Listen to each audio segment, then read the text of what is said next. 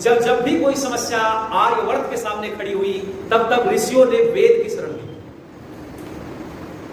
और वेद ने उस समस्या का समाधान किया।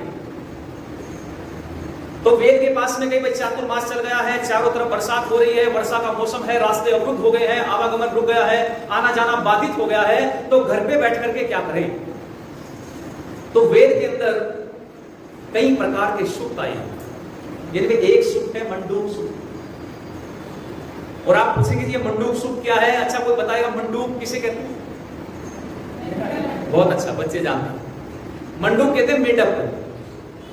अब जब मंडूक सूक्त के बारे में वहां वेद के अंदर वर्णन आया है और वेद में कहा गया है कि मंडूक का अभिप्राय मेंढक है। जिस प्रकार से आप देखते होंगे कि जब ये चातुर्मास चलते हैं, बरसात ज्यादा होती है, तो तालाब के किनारे पर जहां पानी इकट्ठा हो जाता है, उन किनारों पर कौन बाहर निकल आते हैं? मेंढक।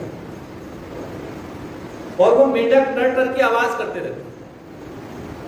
अब कुछ लोगों ने, जो वाम मार्गी लोग थे, जो वेद को न मानने वाले लोग थे, जो वेद को नकारने वाले लोग थे, जिन्होंने हमेशा से वेदों को गडरियों के गीत बताया, जिन्होंने हमेशा आर्यवर्त की जो उच्च मान्यताएं थी उनको हमेशा शोषण करने का काम जिन लोगों ने किया, उन्होंने ये आक्षेप लगाया कि इन चातुर्मास में, इन महीनों में कुछ वेद के पढ़ने वाले लोग जैसे मेंढक बाहर निकल के टर-टर करते हैं, ऐसे ही ये लोग भी क्या करते हैं? टर-टर करते हैं। ये अर्थ किया, देखो मैं आपको बताता हूं, सच्चाई, समाज की सच्चाई देखिए। पर ये अर्थ नहीं है।